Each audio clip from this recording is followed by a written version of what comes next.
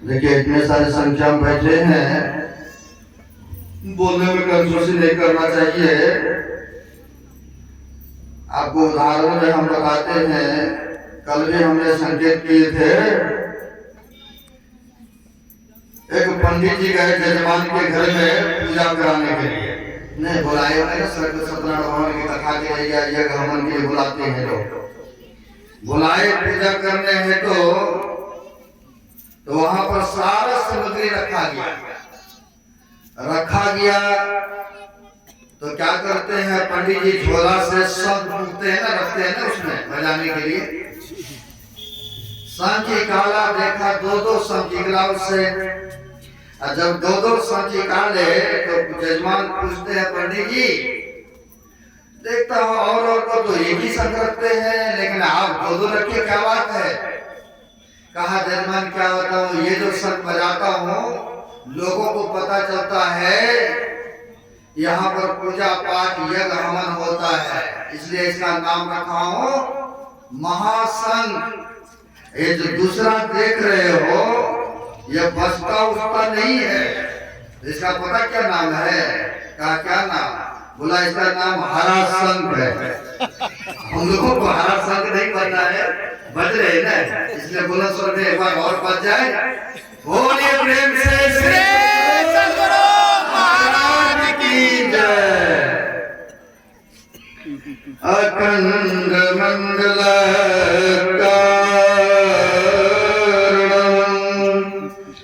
व्यापनेन चराचरम् तत्पदं दर्शितम् येन तस्मै श्री गुरवे नमः।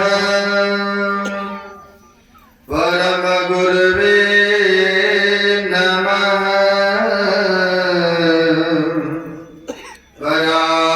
परापर गुरवे नमः।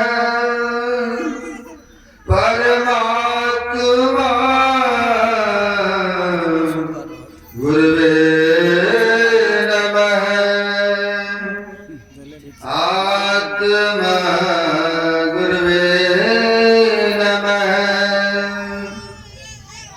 आदि गुरुदेव नादि गुरुदेव अनंत गुरुदेव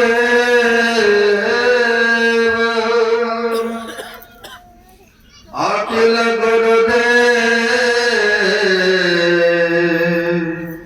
शरण गुरुदेव शरण गुरुदेव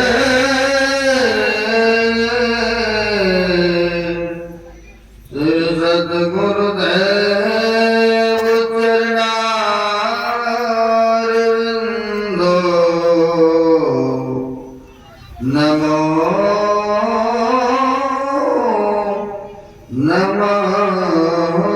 नमस्ते। महाराज सद्गुरु है राजन का राजा, है जिनकी कृपा से सरे सर्व काजा। भले में ही सोई परम गुरु नमामि।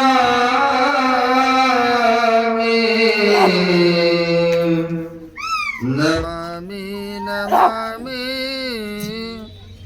नमामि।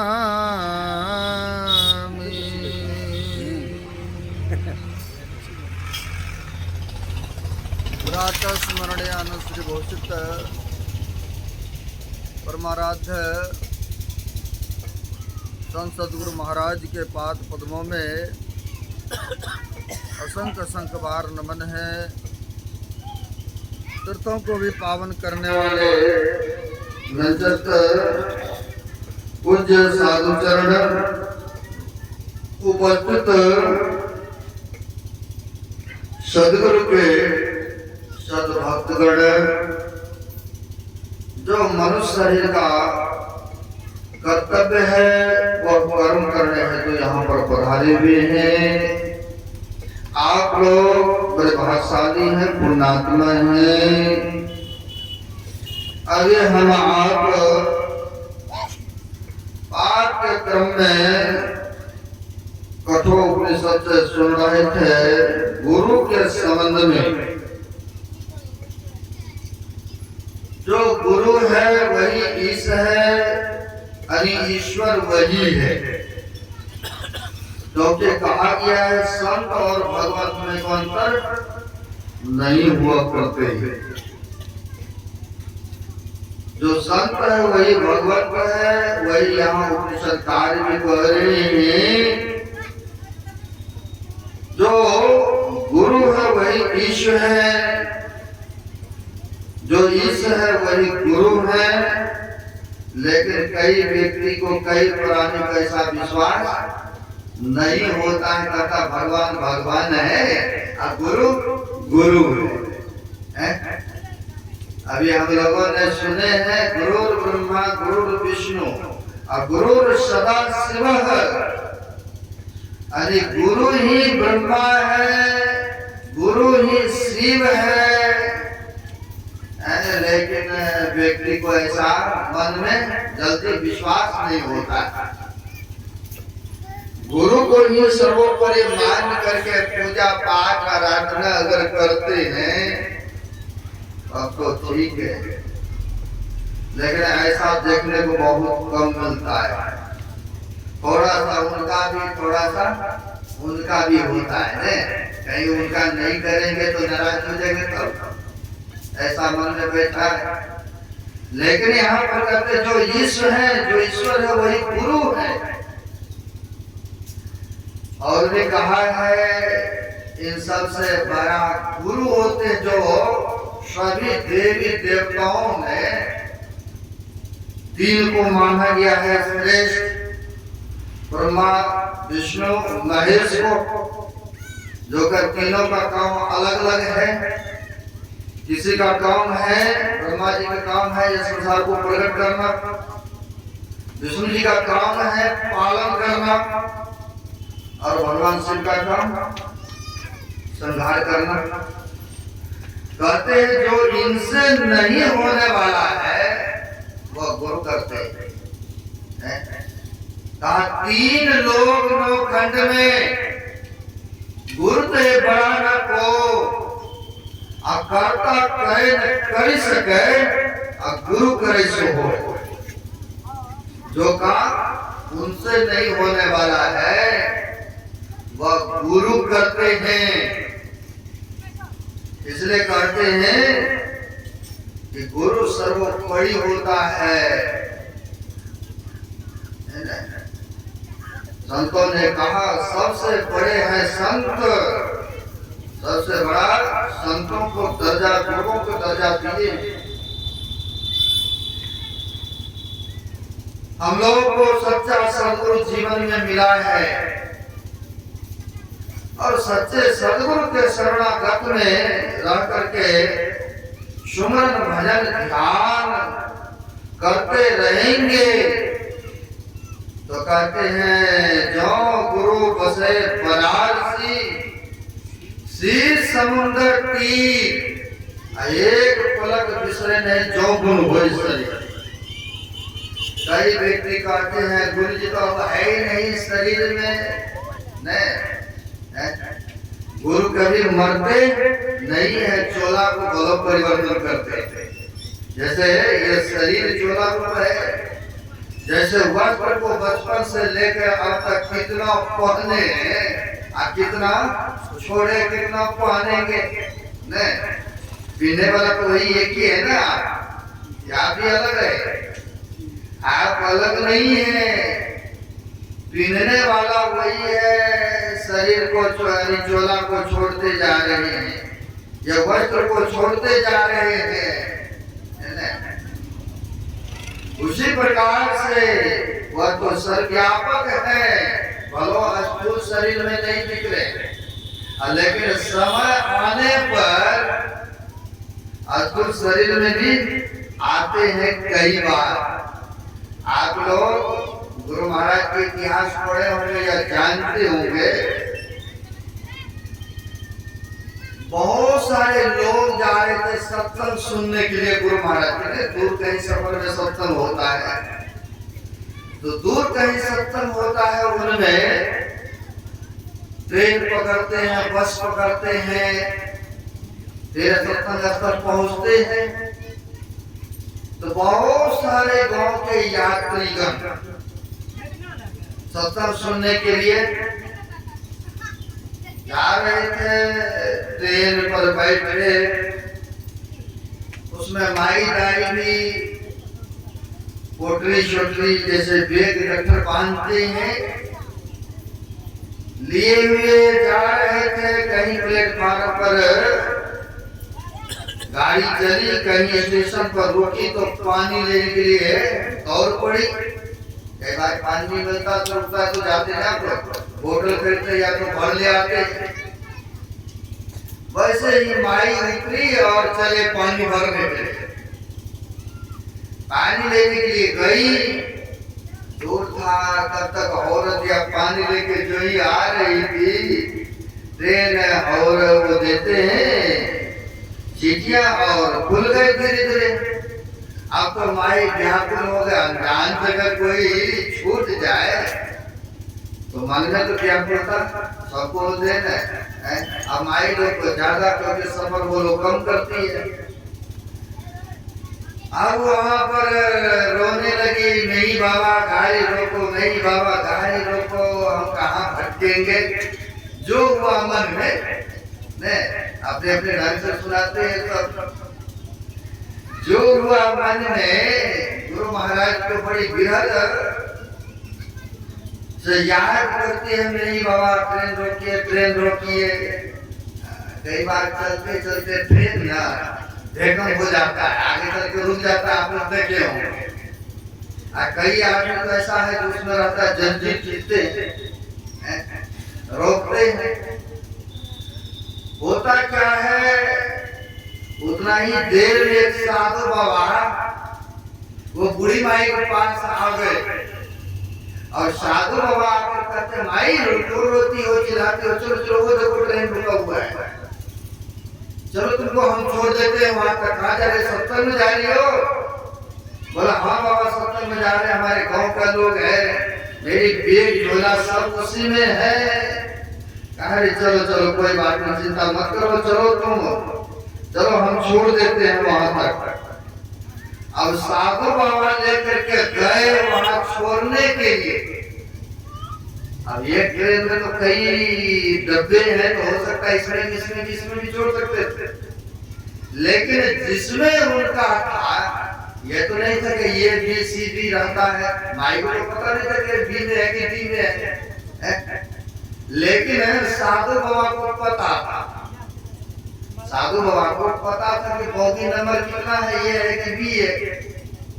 अब साधु बाबा ने लेकर के गए और ट्रेन रुका हुआ था कुछ दूर जा करके।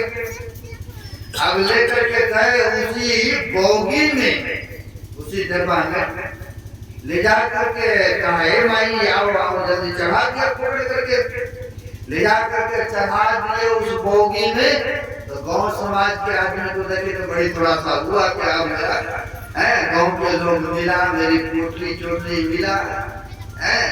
अब इनके मन में हुआ ये साधु बाबा कहाँ से आ रहे हैं, कहाँ जाएंगे, क्योंकि इनका उपकार वक्त पकड़ के हमें ले आया इस ट्रेन के बोगी में, तो पूछना चाहिए है? तो माई के मन में हुआ कि हम पूछे इनका थोड़ा सा है। जैसे उलट के देखती है तो कहीं साधु बाबा है, कहीं साधु बाबा का आता पता ही नहीं है। तब उस माई को ये कोई दूसरा नहीं था, ये तो हमारे गुरु महाराज जी है, इस रूप में आकर हमें इस बोगी में चढ़ाने के लिए आए थे, चढ़ाने के लिए आए थे। अन्य समय आने पर कहते हैं भगत के लिए यह अस्तूल सगुन में भी आ जाते, अस्तूल रूप में भी कई बार आते हैं, सहायता करते हैं, वैसा पुकार हो तब गुरु मरते नहीं, गुरु महाराज की वाणी सुनते हैं, जागृत जिंदा सतगुरु जग में हम लोग गाते हैं ना, वो तो जागृत और जिंदा है ना, वह जीवित है, लेकिन बशर्ते विश्वास श्रद्धा होना चाहिए। हमने अभी बेगूसराय में सत्संग करके, इलाहाबाद से बेगूसराय में प्रोग्राम रखा, बेगूसराय में भी 2 दिवसीय सत्संग था। एक सज्जन आया, कि सच्ची घटना में दिखा रहा हूँ आपको, क्योंकि गुरु के समझ में पाठ हुआ है। अब गुरु महाराज के जो भजन करते हैं, गुरु के प्रति जो श्रद्धा रखते हैं, कितनी बड़ी कृपा होते हैं, है ना। उनका वो गुरु भक्तों का नाम था कन्हैया लाल, है ना। उसने अपनी सच्ची घटना हमारे साथ रात्रि में बता रहे थे। 2004 में उन्होंने नाम दीक्षा ग्रहण किए थे और उनको 2011 में सरकारी जॉब लगे, वो भी उनकी कृपा, गुरुदेव की कृपा से। और 2014 में शरीर फूलने लग गए, बताया उन्होंने। और जब चेकअप वगैरह सब कराते हैं तो डॉक्टरों ने कहा आपको ब्लड कैंसर हो गया। अब देख लीजिए कैंसर बीमारी कितनी भयानक होते हैं। ब्लड कैंसर बताया। पटना में महावीर हॉस्पिटल है, वहां पर वेंटिलेटर पर पड़ा रहा। कहाँ बेंगलोर, कहाँ चेन्नई, कहाँ मुंबई, कहाँ कलकत्ता, उन्होंने बताया सब जगह मैंने जा करके जो भी था जगह जमीन भेज यूज करके, कौन नहीं ऐसा देखते हैं शरीर स्वस्थ हो जाए। गरीब आदमी उतने नहीं है, तो जो भी है बेच यूज करके सोचते हैं चलो शरीर अगर ठीक हो जाएंगे तो फिर कमा लेंगे। बेच यूज करके यहाँ वहां बहुत बोला, मैंने इलाज करा लिए। कहा इसी कर्म से 6 महीने तक हम वेंटिलेटर पर पड़े रहे और डॉक्टरों की रिपोर्ट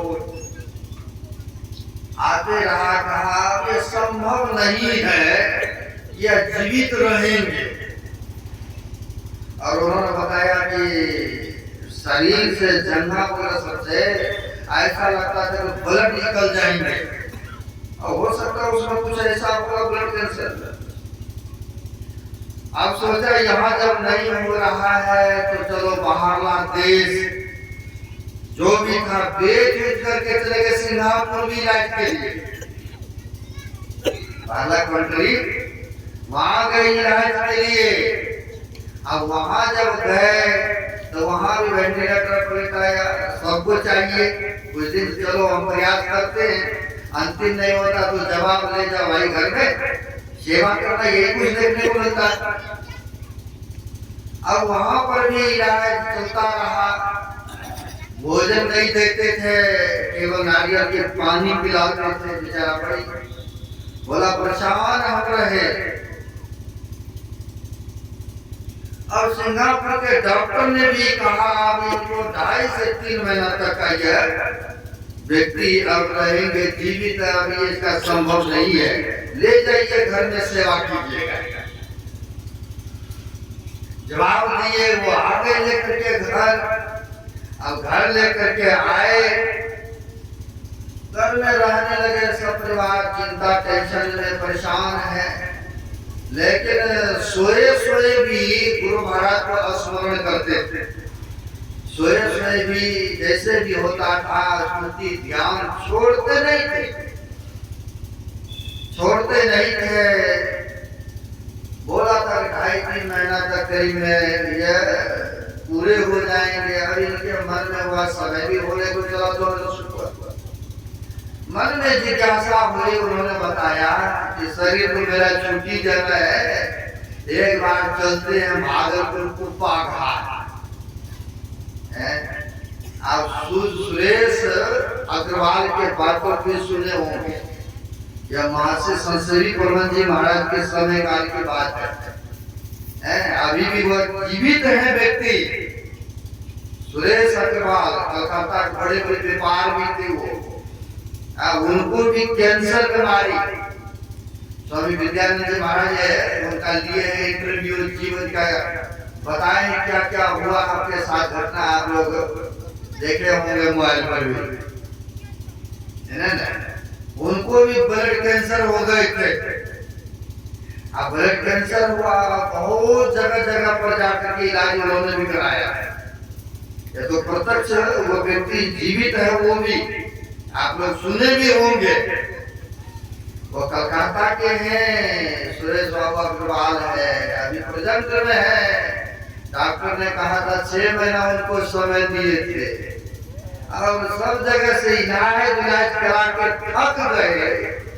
जब सक्सेस नहीं हुआ तो अंतिम में अपने बेटे से कहा, पत्नियों से, हमें कुपा का भागलपुर लेके चलो गुरु स्थान में, क्योंकि जो स्थान पर जो ज्ञान भजन सुमरण करते हैं वो स्थली भी नमन की योग्य हो जाते हैं, पवित्र में हो जाते हैं। नहीं कोई देवी देवता आए होंगे तो आप पढ़ते रहता हूँ। अभी देखिए मंदिर बना हुआ है, लोग जाते हैं श्रद्धा से, या कहीं पर संत महात्मा ध्यान स्मरण किए हैं, लोग जाते हैं कि नहीं तपोस्थली है, यहाँ नमन की योग्य है। अब सुरेश अग्रवाल ने कहा ले चलो हमें गुरु महाराज के चरण में। भाई रहना तो है ही नहीं, सब जगह थक गए ना, ले चलो। उनके बेटे लोग कहते कहीं रास्ता में कुछ हो गए तब क्या होगा। बोला जो होगा होगा, लेकिन मेरी इच्छा है भाई एक बार ले चलो हमें। उनके बेटे पत्नी कहा ठीक है, ऐसी अगर इच्छा है अंतिम में तो इनका इच्छा पूरा करना हम लोगों का कर्तव्य है, फर्ज है। अब ले करके आ गए, लेकर के आए। महर्षि संतसेवी परमहंस जी महाराज जी थे, आया प्रणाम पाती नमन किए। कहा कहिए सुरेश अग्रवाल जी क्या समाचार है, क्या समाचार है। जो अंतिम श्वासें ले रहा हूँ, डॉक्टर ने कहा 5 से 6 महीने तक ही रहेंगे जीवित।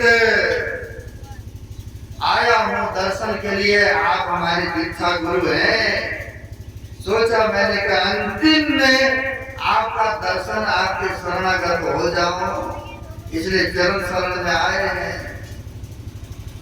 बोला कोई बात नहीं है, मेरे शरण में आए हो, गुरु महाराज के श्री इस छत्र छाया में आश्रम में आए हो तो यहीं पर रहो। 5-6 महीने की है ना अवधि, अब 5-6 महीना तक यहीं रहने का है। जब तक मैं नहीं कहूँ आपको जाने के लिए, तब तक आप यहाँ से नहीं जाएंगे। जैसा ये दुखम सुखम यहीं पर रह करके ध्यान और सत्संग करना है, यहाँ से जाना नहीं है। बोला ठीक है जो। अब उनको रूम दिया गया रहने के लिए, अब रहे अपने ढंग से, भोजन में रहे, खाए, ध्यान सत्संग होता रहे। कई बार यहाँ वहाँ जाने लगे सत्संग में। संतसेवी परमहंस जी महाराज तो कहते हजूर आप जा रहे हैं, हम कैसे रहेंगे। अरे गुरु महाराज है, सत्संग ध्यान करते रहना है, हम फिर लौट के भी आएंगे हम। अब यह नित्य प्रति ध्यान सत्संग करते रहने में कुछ कष्ट भी हुआ है ना, लेकिन संतसेवी जी महाराज की बातों को, वचनों को मान करके वहां पर रहते रहा 5-6 महीना तक। जब कुछ नहीं हुआ 5-6 महीना के बाद, अब शरीर है तो महसूस होता है कई बार कि हम धीरे धीरे लग रहा है भी ठीक हो रहा हूँ, कई बार ऐसा होता है महसूस। अब 5-6 महीना तक गुरु जी के छत्र छाया में रहा। अभी इनको हो रहा है कि हमको लग रहा है कि शरीर में जान भी आ रहा है और हमें स्वस्थ भी लग रहा है कि अंदर से ठीक ठाक लग रहा हो। तो एक बार तो है चेकअप कराना चाहिए। नहीं देसी जड़ी बूटी जो भी था ले ही रहा था, अंग्रेजी दवाई को काम नहीं कर रहे थे, मन में स्वस्थता दिख रहा था, ब्लड दिख रहा था। अब ये मन में हुआ या चले एक बार सोचते हैं, जाते हैं, एक बार चेकअप कराते हैं, एक बार चेकअप कराते हैं। 6 महीना 5-6 महीना के दिया था और समय तो हो चुका है और हमको लग रहे ठीक ठाक है। जब गए उस डॉक्टर से जिसने इनको घोषित किया था, रिपोर्ट दिया था ब्लड कैंसर है, जब फिर से चेक कराए तो वहां पर देखते हैं कि नेगेटिव है, कोई यहाँ पर कैंसर है ही नहीं। कहा ये कैसे, कौन सी दवाई आपने लिए हैं, कौन सी दवाई आपने सेवन करते हैं? बोला हमने कोई दूसरा दवाई नहीं लिए हैं, हम तो गुरु महाराज का दवाई लेते रहे।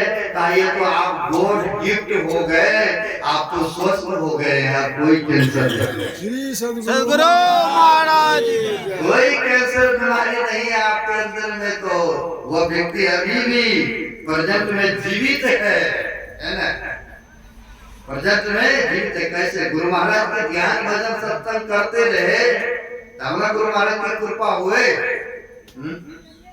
अब वैसे ही वह कन्हैया व्यक्ति ने मेरे साथ बताया, महाराज मेरे साथ ऐसे 2.5-3 महीना का दिया था हमें समय।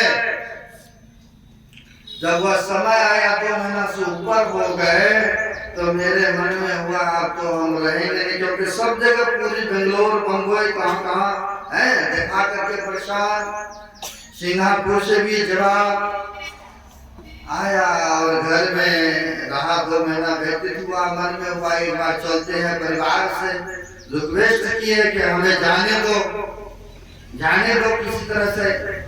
बोला ठीक है आप जाना चाहते कोई बात नहीं। उनके सगे संबंधी भी रहते थे भागलपुर में, उनको भी फोन कर दिया कि हम भागलपुर को कौन हटाए, कहीं कुछ होगा तो वो फिर हमें उठा के ले जाएंगे। ऐसा उसने सोच करके सबको बता दिया। आया जो डॉक्टर ने बोला, मना किया था खाने के लिए, बोला पैसे था कुछ लेकर के आए थे जगह और मैंने भेलपुरी चावल क्या क्या बोला खा लिए। और गर्मी का मौसम था और हम दुबड़ी पार्किंग में सो गए कि अगर शरीर भी छूटेगा तो कोई बात नहीं, खाने के लिए वर्जित किया है ना और खा लिया तो हो सकता है ऐसा। रात्रि में आया दुबड़ी पर सो गए तो जब रात्रि व्यतीत हुआ उन्होंने देखा, जब सुबह उठा कि हम तो अभी तक जीवित है, प्रेजेंट में कुछ नहीं हुआ, खा भी लिया और स्वस्थ हो गए। तो बोला कि गुरु महाराज की कृपा है कि हम जीवित हूँ। तो घर में फोन किया कि हमें कुछ हुआ नहीं है, चिंता नहीं करना है, हम स्वस्थ हैं, ठीक हैं। 1 या 2 दिन रहा वहां पर, रहने के बाद फिर से बताया कि हमने चेकअप कराया। मन में हुआ खाना कई दिन से नहीं मिल रहा था, महीनों से नारियल दरिया के पानी दरिया की क्या क्या खाते थोड़ी देर पर, लेकिन यहाँ पहुंच के खा लिया होटल में जाके। शरीर में खाया तो जान भी आया, भूखे में कुछ भी मिल जाए नहीं, चाहे नमक ज्यादा हो या कम हो, पहले खाते हैं, बाद में कहेंगे अरे इसमें ज्यादा हल्दी डाल दिए, नमक ज्यादा। खाया तो शरीर में थोड़ा सा जान भी अंदर से आया। अब समय पा करके जब उसने चेकअप कराया तो बोलता है नॉर्मल भाई, कुछ भी नहीं है आपके अंदर में, तो कोई बीमारी नहीं है। उसने बोला कि हम तो गुरु महाराज के आश्रम में गए थे, हमने ऐसे खा भी लिया। बोला आप तो स्वस्थ दिख रहे हैं, कुछ भी नहीं है शरीर में आपको, कोई बीमारी नहीं। तब इसने बोला हमने उस सिंगापुर डॉक्टर को मेल किए कि डॉक्टर साहब आप बोले थे 2.5 से 3 महीने की बात दिए थे मोहलत, हमें तो 4 महीना होने जा रहा है और ये मेल में करवा यहाँ पर चेकअप कराया हूँ, हमें तो स्वस्थ हूँ, हम तो ठीक हूँ, वो बीमारी बोलता है आपके ऊपर गुरुदेव की विशेष कृपा है। वह व्यक्ति आकर के अपनी घटना सुना रहे थे, बोला हम लोग हैरान है, ये कृपा जो गुरु की भक्ति करते हैं, है ना, जो सत्संग ध्यान करते हैं, तो गुरु की कृपा उनके ऊपर अवश्य हुआ करते हैं, अवश्य हुआ करते हैं। इसलिए गुरु जो है सर्वोपरि है, सर्वोपरि है। गुरु जो है शिष्यों का रक्षा देखभाल सम्मान सब करते हैं, बशर्ते विश्वास शिष्यों को होना चाहिए। अब गुरु भी संसार में एक दो नहीं है, 3 4 5 नहीं है। गुरु भी यहाँ पर बताते हैं महापुरुष संसार में 7 प्रकार के हैं। अब लीजिए किन किन गुरु जी का भक्ति सुमरण करेंगे। गुरु भी 7 प्रकार के हैं, लेकिन जब तक सच्चे सदगुरु जीवन में नहीं मिलेंगे तब तक भवसागर से उद्धार और कल्याण नहीं हो सकता है। 7 प्रकार के गुरु है। कौन कौन गुरु है? क्योंकि गुरु के संबंध में सुने हैं और रामायण में भी सुनते हैं, बिन गुरु भवनिधि करे न कोई, जो बिरंची शंकर सम होई। बिना गुरु के कोई भवसागर से पार और उद्धार नहीं हो सकता है। संसार में गुरु बहुत है। एक सहजो भाई का भी कहना हुआ है, सहजो जगत में गुरु बहुत फिरे, अज्ञान ध्यान सुध नाही, तार सके नहीं एक को, गहे बहुत की बात। कहते ये कोई उधार नहीं कर सकता है।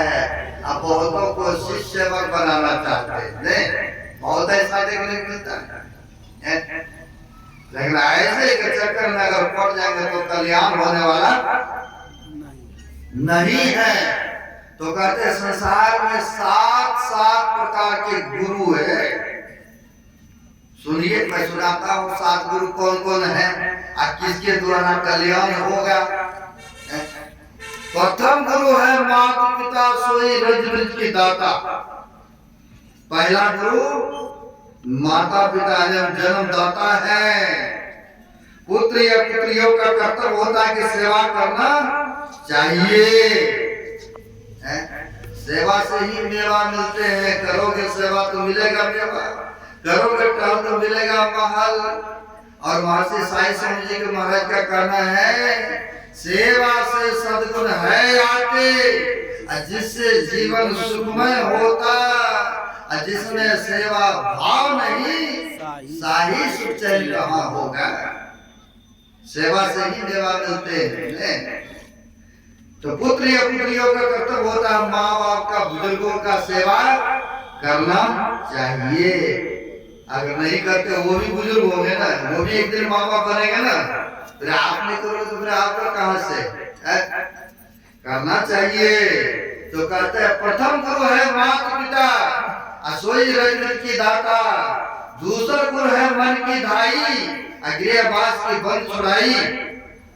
जब बच्चा प्रसव होते हैं, जन्म लेते हैं, तो माही दाई आते साफ सुथरा करने, नाभियां काटने। तो वो भी एक गुरु के दर्जा दिए, क्योंकि उस कला में वो परिपक्व है ना, सब तो नहीं कर सकते है ना। वो भी दूसरे गुरु हैं। तीसरा गुरु जिन धैर्य नामा ले ले पुकारे ही बाबा। नामकरण जो करते हैं, जब तक रहते शरीर और संसार में, तो उनका नाम फलाना बेटे नाम लेके पुकारते हैं ना। नामकरण करने वाला भी एक गुरु होते। नाम जो रखा उसको तीसरे गुरु देते हैं दर्जा। चौथा गुरु जिन शिक्षा देना, जगत व्यवहार समय पर चिन्ह। हम कहते हैं पुस्तक रख देंगे, विद्यार्थी को इंजीनियर को कहीं भाई तो अपने पढ़ लो, पढ़ पाएगा कभी न बताने वाला गुरु टीचर चाहिए है? भौतिक विद्या को प्रदान करने वाले टीचर गुरु चाहिए। और जब गुरु ने जो है भौतिक ज्ञान दिया, विद्या को हासिल कराया, तो वो भी तो उनका उपकार ना हुआ, वो भी तो जीवन में गुरु हुआ, भौतिक विद्या का गुरु हुआ। कहते हैं वो भी गुरु होते हैं जीवन में। चौथा गुरु जिन शिक्षा देना जगत व्यवहार सभय तरचिना, पांचम गुरु जिन वैष्णव किन्ना, राम नाम का सुमरन देना। पहले मांसाहारी थे, ना जाने गुटखा शराब क्या क्या खाते थे, हिंसा करते थे। और कोई व्यक्ति धर्मात्मा सज्जन मिल गए, आपको वैष्णव बना दिया, शुद्ध शाकाहारी बना दिए, तो उनका भी तो उपकार हुआ ना। आप कुछ जपने के लिए बता दिए, आपको शुद्ध शाकाहारी बना दिए, कुछ मंत्र दे दिए, तो उनका भी आपके ऊपर में उपकार रहा, इसलिए वो भी पांचवा गुरु होते। लेकिन इतने से भी काम चलने को नहीं है। छठा गुरु जिन ब्रह्मगर तोरा, और दुर्धा में तो एक से जोड़ा। ब्रह्म जो पड़े हुए हैं, ये सत्य वर्ष जैसे राजा जनक को स्वप्न में ये सत्य वर्ष देखा, दूसरे राजा लोग चढ़ाई किया है, सब कुछ उन्होंने कब्जा कर लिया है और हमें देशीकाल कर दिया है। कोई जल नहीं देंगे, कोई भोजन नहीं देंगे, कोई वार्तालाप भी नहीं करेंगे। आज के तो लिया खिचड़ी खाने लगे थे, चिल्लाया, वो भी नीचे में गिरा दिया। हम शॉर्टकट बता रहे हैं आपको। जी जी जी। गिरा दिया, आँख खुली, देखता मैं तो इसी राजभवन में हूँ, इसी महल में हूँ। अब इनको हो गया यह सत्य है कि जो सपना में देखे थे वह सत्य है। अब ये कि यही रट्टा लगे, यह सत्य वह सत्य। बड़े बड़े विद्वान लोग आए, बहुत पहुंचे वहां पर आए, विद्वान पढ़े लिखे, कोई भी ब्रह्म स्वप्न की बातों को उनको समझा बुझा करके संतुष्ट नहीं कर पाए। लेकिन वहीं पर उसी राज्य में कोहल मुनि का पुत्र था, जिनका नाम था अष्टावक्र मुनि। आठों उनके टेढ़े थे, क्यों टेढ़े थे? वेद का उच्चारण कर रहे थे कोहल मुनि। और संस्कृत में बहुत लंबे लंबे होते हैं, कहीं न कहीं त्रुटि हो ही जाता है। अब त्रुटि हुआ, जन्म भी नहीं हुआ है पुत्र का, और पेट से ही कहते हैं पिताजी आप जो वेद की वाणी को उच्चारण कर रहे हैं, थोड़ा शुद्ध उच्चारण करिए, है आपसे त्रुटि हो रही है।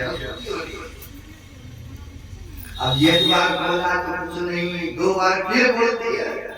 और ऋषि जो होते थे बड़ा क्रोधी होते थे, है ना, तपस्वी। अब वो कहा, अरे मेरा ही पुत्र अभी जन्म लेने हुआ, तुम पिता की कमियां निकाल रहा है, जाओ तुमको हम शराब दे, पिता से तुम टेढ़ी टेढ़ी बातें करते हो, शराब दे दिए पिता ही पुत्र को, जा तुम टेढ़े जन्म लेगा, क्योंकि पिता से तुम टेढ़ी बातें करते हो ना, कभी कर रहे हो ना। उन्हीं कोहल मुनि का श्रापित था, और वही अष्टावक्र मुनि टेढ़े मेढ़े शरीर भलो गोरा काला है, चाहे लंबा या छोटा है, लेकिन इसमें जो रहने वाला वो तो एक समान है, ज्ञान तो एक समान है उसके अंदर में। वो थोड़े के शरीर टेढ़ा मेढ़ा हुए तो ज्ञान भी उसका टेढ़ा मेढ़ा होंगे, तो ऐसा नहीं था। ज्ञान तो वही प्रारब्ध की कमाई था, संस्कार था। पिता से कहते हैं मैं जाऊं, उनको समझाने के लिए राजा जनक को बोला, पुत्र तुम तो उतना जानते भी नहीं हो, भौतिक विद्या बहुत कम जानते हैं, लेकिन जो संस्कारी है, प्रारब्ध की जिसकी कमाई है, कबीर साहब कुछ पढ़े लिखे नहीं, लेकिन उनमें गुण बड़े बड़े, देखिए पीएचडी का बीए का कहाँ जो है, उनका अर्थ को लगाते हैं, फिर भी नहीं लगा पाते हैं सही सही, क्योंकि संत तो संत होते हैं, श्रवण ज्ञान है किसी के पास और किसी के पास अनुभव ज्ञान है। दोनों को धरती आसमान की फैसला है ना। अब उनके पास में तो अनुभव ज्ञान प्रारंभ की संस्कार। बोला पिताजी आपकी आज्ञा हो तो मैं जाऊं राजा जनक को समझाने बुझाने। बोला पुत्र तुम्हारे अंदर में है क्या ऐसा?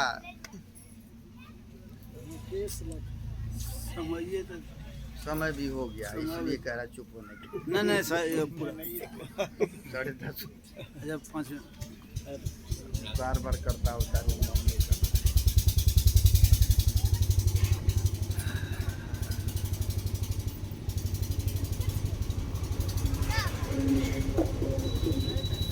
बोलिए प्रेम से श्री सद्गुरु महाराज की जय। तो पिताजी कहते हैं पिताजी मैं जाऊं? बोला बेटा देखो वहाँ पर बहुत बड़ा पढ़े लिखे हैं आप जब बोला आप ऐसी बात है तो हम उनको समझाएंगे भी और उनको हम शिक्षा दीक्षा भी देंगे। बोला तुमको अगर अपने आप में इतना विश्वास है तो जाओ जाओ। अष्टावक्र मुनि गए हैं और जब गए राज दरबार में आप लोग जानते होंगे तब देख करके क्योंकि उम्र भी कम था नहीं उम्र भी कम था लेकिन यहाँ पर कहते हैं गुरु नाम है ज्ञान का और शिष्य निकले सो ज्ञान मर जाने बिनो गुरु और शिष्य न कोई मतलब शरीर में कौन है। और गुरु महाराज जी ने कभी कभी प्रवचन में वही थे सुने होंगे या पढ़े होंगे कि मेरा उम्र 83 वर्ष के हो रहे हैं और मेरे उम्र से भी अधिक बुजुर्ग लोग यहाँ पर बैठे हैं। अगर आध्यात्मिक ज्ञान नहीं है तो आध्यात्मिक ज्ञान के सामने वो अभी बच्चा ही है ऐसा कहे थे। वही करके गुरु नाम है ज्ञान का आशीष निकले सो अज्ञान मर जाने बिना गुरु और शिष्य को महत्व है ज्ञान का। जैसे राज दरबार में प्रवेश किया सब ठेठा करके हंसने लगे। सब विद्वान लोग हंस पड़े। जब उनकी हंसी बंद हुई तो ये हंसने लग गए। जब ये हंसे तो उनको बड़ा हुआ कि ये क्यों हंसे। अब दोनों में आप क्यों हंसे तो आप क्यों हंसे। तब जब इन्हें पूछा गया तो इन्होंने कहा विद्वानों ने कहा आपकी उम्र कम है उतनी पढ़े लिखे नहीं है। अब फिर आप आ गए हैं राज दरबार में। हम लोग तो राजा जनक को संतुष्ट नहीं कर पा रहे हैं समझा नहीं सक रहे हैं। आप पहुंच गए इसलिए आपकी टेढ़ी मेढ़ी शरीर देख करके बहुत सारी बातें सोच करके हमें हंसी आ गई। लेकिन आप लोग क्यों हंसे आप बताइए। अब इन्होंने कहा हमें इसलिए हंसी आ गए हम तो सोचते थे कि वहाँ पर विद्वानों की सभा है ज्ञानियों की सभा है लेकिन चमड़ा का पहचान करने वाला समझ रहे हैं। बोल के नहीं बताऊंगा चमड़ा का पहचान करने वाला यहाँ पर सब व्यक्ति दिख रहे हैं कोई विद्वान तो दिख ही नहीं रहा है। इसीलिए हमें हंसी आ गए हंसी आ गए। तो वहां पर जो है फिर समझाया बुझाया राजा जनक को समझाया बुझाया ज्ञान दिया। भाई नहीं देखो यह सत्य है नहीं तो वही सत्य है सदा रहने वाला है। एक समय कोई राजा थे अभी देखिए रंग भी बन गए वो व्यक्ति जो पहले 10-20 उसके पीछे आगे पीछे नौकर वगैरह सब चलता है। अब वही व्यक्ति कहीं पंजाब दिल्ली या ऐसी परिस्थिति देखने को मिल रहा है। यानी सदा एक समान रहने वाला नहीं है। लेकिन हम आप जो इस शरीर में रहते जीव आत्मा उसका कभी विनाश नहीं होता है। कहा नहीं वो सत्य नहीं ये सत्य है लेकिन आप सत्य हो। तब राजा जनक को ज्ञान दिया भ्रम के दूर किया। तो वही अष्टावक्र ही उनका गुरु भी बने हैं उसे दीक्षा शिक्षा ग्रहण किए हैं।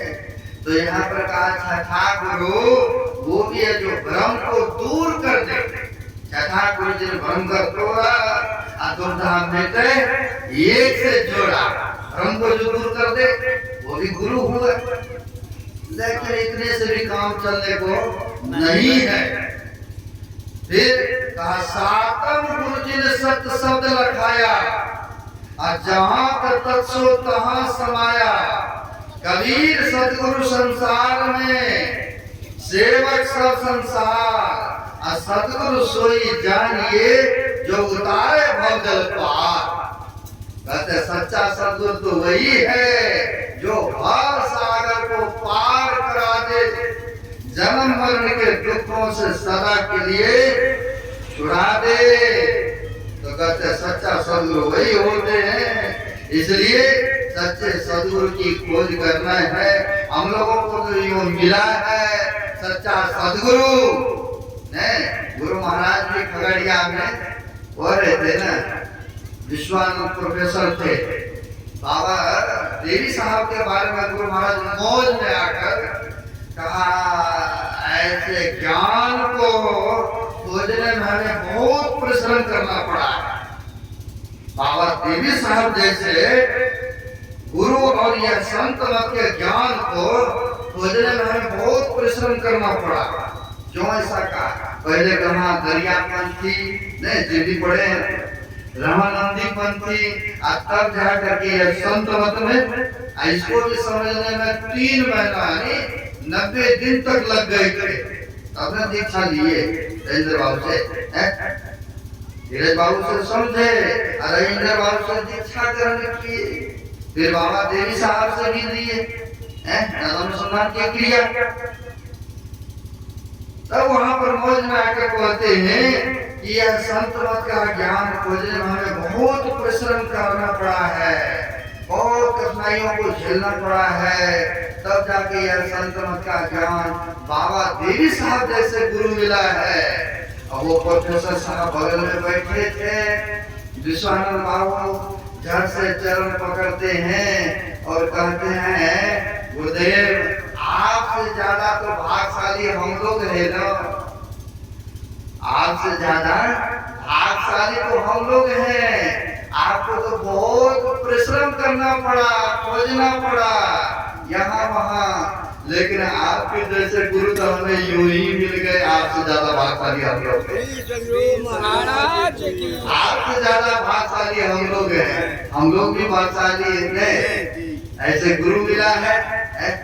इसलिए दिन प्रति ध्यान सत्संग करना है। गुरु के बताए अनुसार आगे नहीं बढ़ूंगा, आगे बढ़ी क्या, फिर भी 8 मिनट 10:30 तक बोला था। आप लोग सुनते तो लगता है कि और सुनाऊं, लेकिन पेट में भी कुछ देना पड़ेगा ना, फिर और भी काम है आप लोगों को। चलिए अपना वक्तव्य को यहीं पर विराम देता हूँ। अब अपराह्नकालीन एक मालिन का सत्संग है। आप लोग इस तरह से अधिक संख्या में आइए, जो भी है आपके बीच में रखने का प्रयास